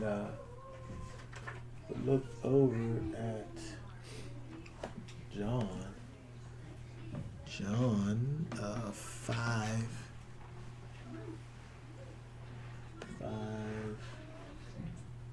Read, let's see, 44 down to 47. It says, how are you able to believe when you are receiving esteem from one another, and the esteem that is from the only Elohim you do not seek? Do not think that I shall accuse you to the Father.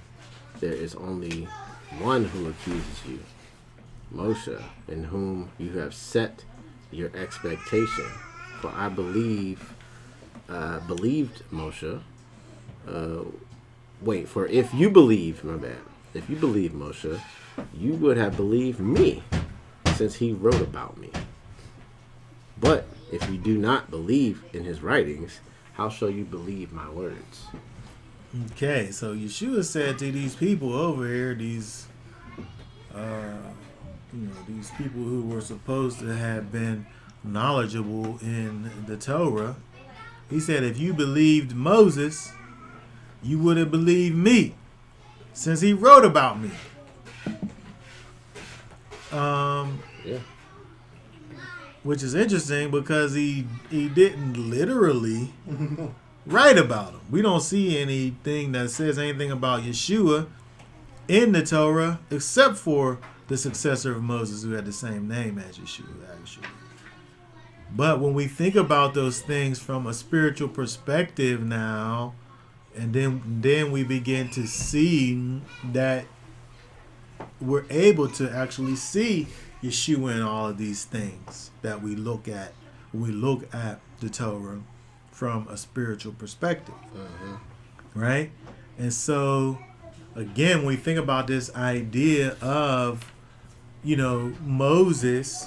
Moshe being this prerequisite, understanding Moses helps you to understand what comes after Moses.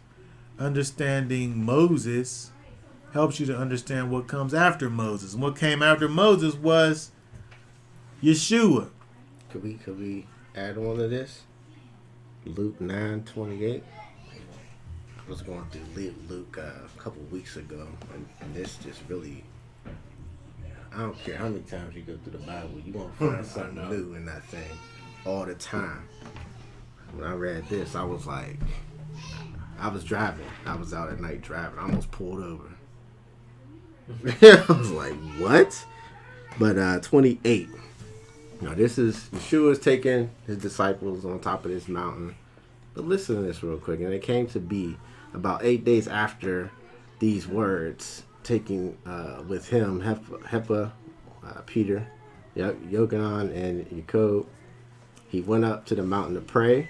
And it came to be, as he prayed, the appearance of his face changed and his garment dazzling white.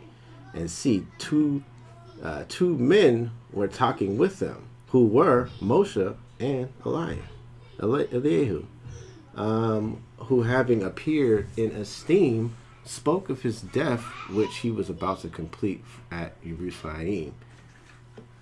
But Kepha and those who were with him were heavy with sleep, and having awake, he saw the steam, and the two men were standing with him. That's pretty much it. But just that, if you go up a little bit, so Yeshua, verse 30, it says, and see, two men, this is what Peter saw, and see, two men were talking with him. Talking to who? Yeshua, who were Moshe and Eliyahu, Elijah. So that's how close, like, Yeshua knew what he's talking about. He's like, Moses wrote about me. He talks to Moses. Oh, yeah. I mean, this is in the Bible. I mean, yeah, right. Talking about And the so esteem. it's interesting, even when you look at thinking about this now, again thinking about along these same lines in terms of Yehoshua, the one who succeeds Moses, and also thinking about Yeshua as in terms of covenants, one following after the other. It's interesting that he's talking to these people who the one who who spoke of him, what he said about in the other verses that we just looked at, Moses. We think about the so-called Old Testament or whatever. When we look at Moses as being the predecessor of Yeshua HaMashiach, but then we also think about Elijah or Eliyahu, who being this prophet who, when we see that Yochanan had the spirit of Elijah, who comes and proclaims the coming of Messiah. And so when we're able to look at both Moshe and Eliyahu, both are able to give us or point us towards Yeshua, and then it's all tied together over here when we see this whole idea of, him actually dealing with these two individuals who, his predecessors, the ones who are pointing us all towards Yeshua.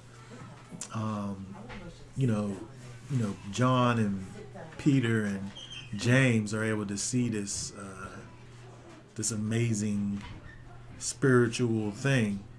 I think only Peter saw him. Well, I'm just saying that because they was all with him, yeah. Yeah. But by the way, Moses did make it to the promised land. Well, you're right. He talking to him. Right. Moses was definitely big time. It's interesting because it can even go back to where we even began in terms of consequences and judgment. And so we think about Moses from a physical standpoint. He wasn't physically able to go over into the physical land, but he most definitely was able. His connection with the Most High was never severed. Never. Yep. It was never severed. He had a physical consequence that he had to deal with, which basically was a physical death. Mm-hmm. But he didn't die from a spiritual. He didn't have a spiritual death. Nope. He had a physical death, and that was his consequence. You want to sit up here and act like that? Your life on this earth is done. Yeah. You're not gonna finish this physical job that I have for you to do. Mm-hmm. Now you coming over here to be with me now. Right. That part of your life is over now. Right. And so he received a physical consequence for something that he did in the physical realm. But his relationship with the Most High was intact. Mm-hmm. And, we see that's a perfect example of that.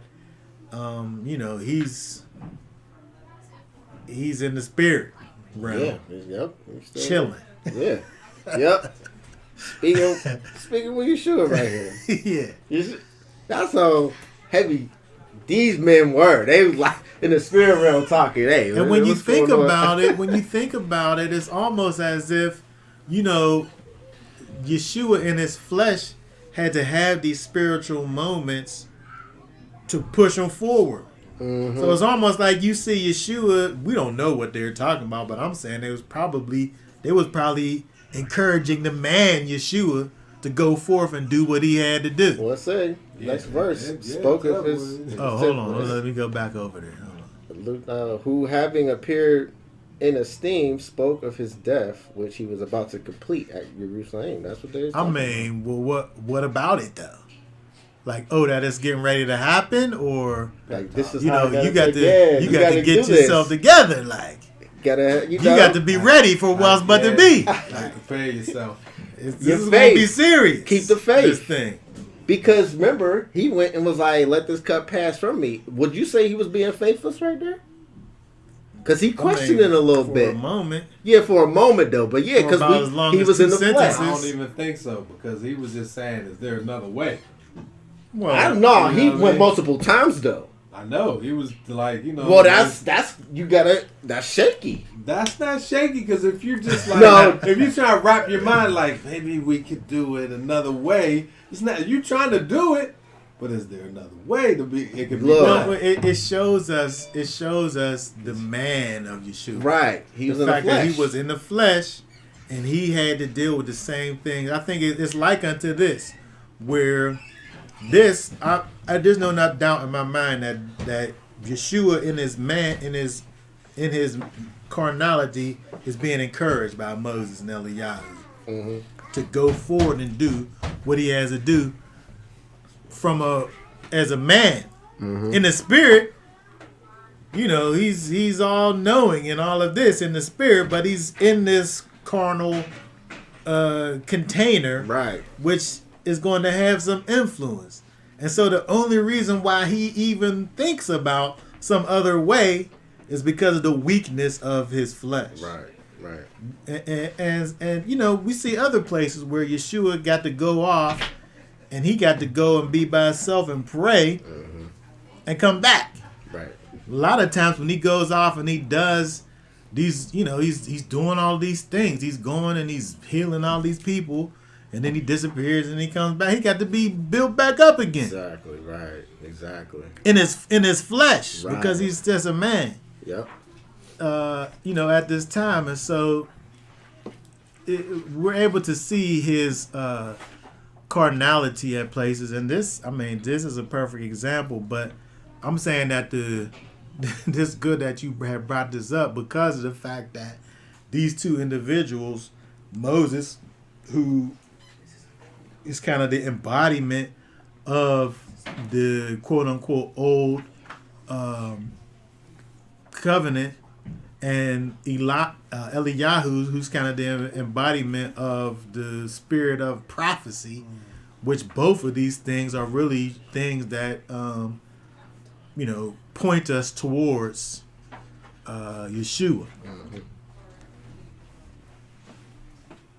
And so if we go back over to Numbers, just want to talk about a few more couple things real quick. Here, when we think about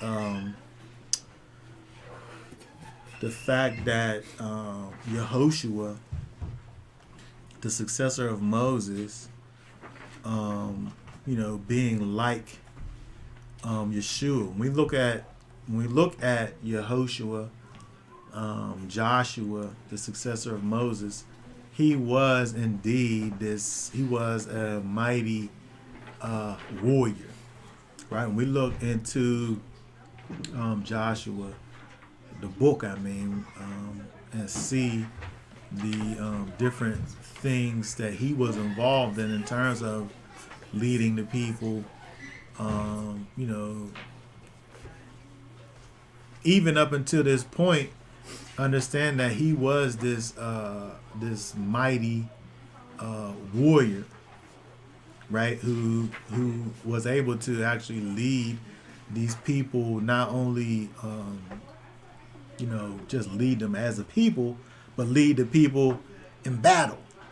And so it's interesting that when we see this one who comes after Moses, we're able to see this one who kind of typifies different aspects of who Yeshua is in terms of his terms of his second coming. If we look at Isaiah 9, look at verse 6 and 7. It says, "For a child is born unto us, a son given unto us, and the rule of his shoulder on his shoulder, and his name is called Wonder, Counselor, Strong El, Father of continuity. I can't speak now. Prince of Peace. Of the increase of his rule and peace, there is no end upon the throne of David, and over his reign, to establish it and sustain it with right ruling and with righteousness from now on, even forever. The order of Yahweh of hosts does this." Okay, very good. So we see, I want to pay attention to this over here. This, I think, is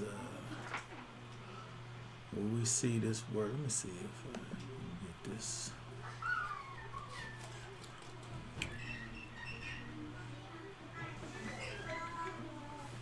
Mighty El. This word I think is Gibor. Powerful. A warrior.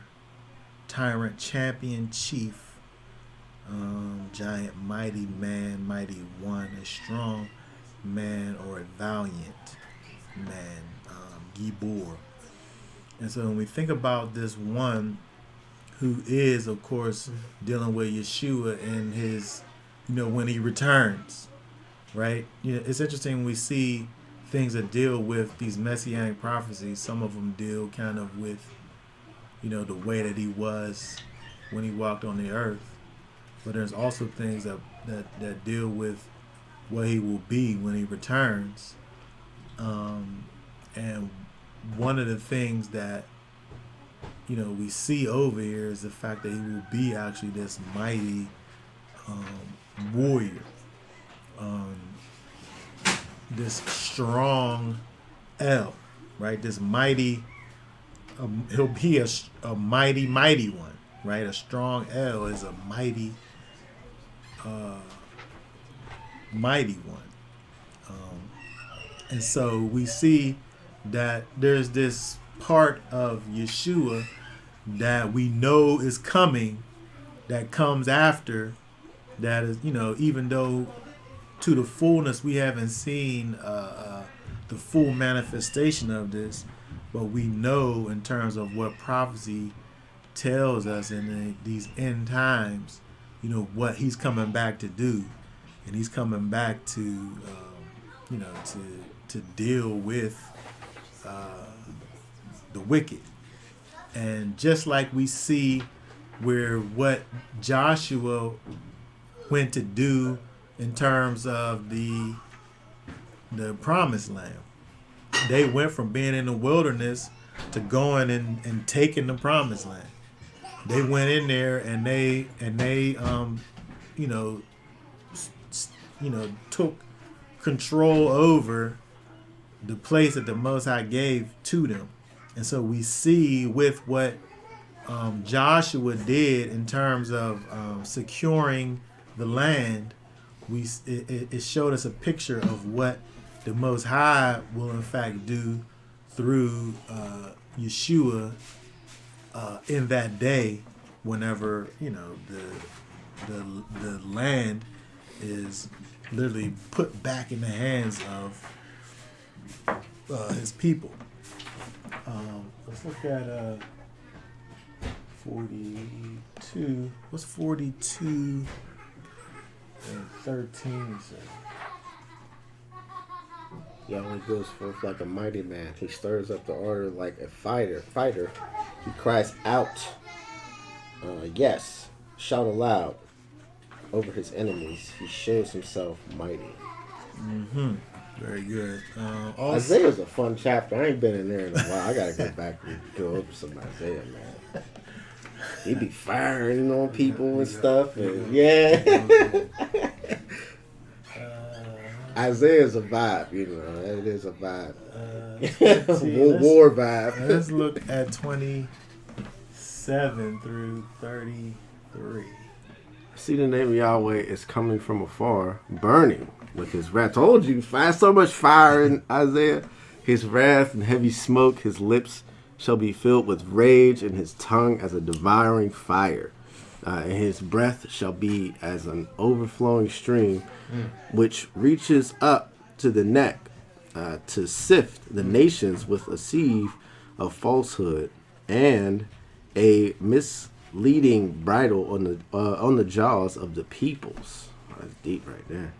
Let the song be to you as in the night set apart for a festival and gladness of heart, as he who is riding, who is going with a flute to come into the mountain of Yahweh, to the rock of Israel. And Yahweh shall cause his excellent voice to be heard, and show the coming down of his arm with raging wrath, and the flame of his consuming fire, with scattering downpour and hailstones. For though his voice of the voice of Yahweh Asher is broken down.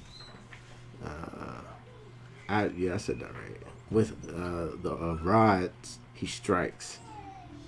In every passage of the ordained staff which Yahweh lays on him shall be with timbrings and lyres, when he shall fight with it, battling with a brandishing arm.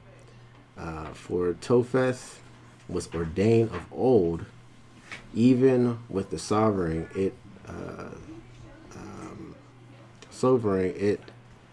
has been prepared. He has made it deep and large, its fire pit with much wood. The breath of Yahweh as stream of burning sulfur is burning in it. Okay, very good. So we see over here, this is all dealing with the way in which the Most High is going to deal with his enemies when he comes to reclaim what is his. And again, we see that, in fact, this is what Joshua, does from a physical standpoint when he goes in with the nation of Israel, with this next generation into the land of Canaan, and secures the land. And so it's interesting when we look at all of this and we see the what it is that Joshua does, and the fact that he points us towards what we will see with Yeshua in that day, and also the connection between the fact that this one that comes after Moses being this one who literally have the exact same name. We have this transition point from Moses to Yeshua, and then if we think about in terms of the covenants, we go from the covenant that was made with Moses to the new covenant that is made through Yeshua. It's almost as if when we look at the death of Moses and the choosing of Yeshua, just even that whole situation is a picture that points us to Yeshua HaMashiach. Again, understanding that Yeshua HaMashiach, the Messiah, is in fact the natural progression from Moses, right? When we truly understand what it is that we see with Moses, with the so-called law of Moses, with the Torah, when we understand what it is that the Torah comes to teach us, it helps us to understand the fact that there is indeed one that comes after, who is Yeshua, that is going to take us to the place that the Most High, had destined and chosen for us to actually be in the first place. And so when we think about the fact that, the Most High going and, taking us, Israel, out of Egypt and telling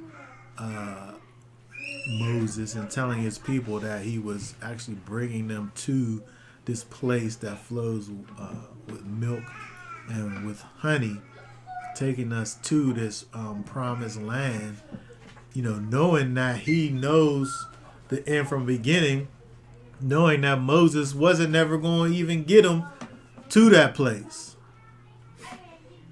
that it was always going to be Yehoshua. that it was always going to be the one who came after Moses. And so it's interesting that, again, we think about this from a spiritual perspective, that the thing that Moses gave us, the written law, in the law written in stone, was never what was going to get us over into the land where we need to be at.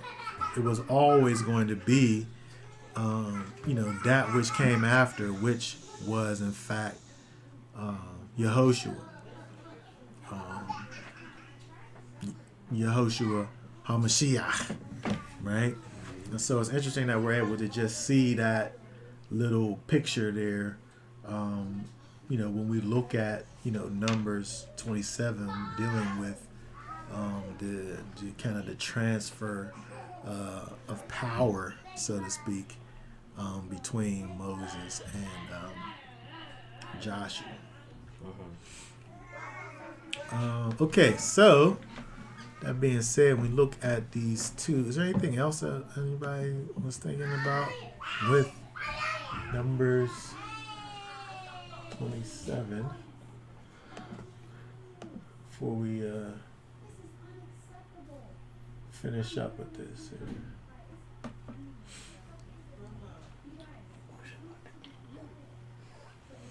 Did I got anything else? Okay. All right. So that being said, I think that for now, I think we'll go ahead and be done for now. And y'all willing, we will be back on next Shabbat to continue with the triennial Torah portion. Mind everybody who's still here, like the video, the thumbs up, share it, let people know what we're doing over here so that the channel can grow. Channel been growing. Every time I look, you got more subscribers. Cool. Hopefully that'll keep on going up. So again, we say Shabbat Shalom to everyone, and y'all willing, we will be back on next week. Shabbat shalom. Shabbat shalom.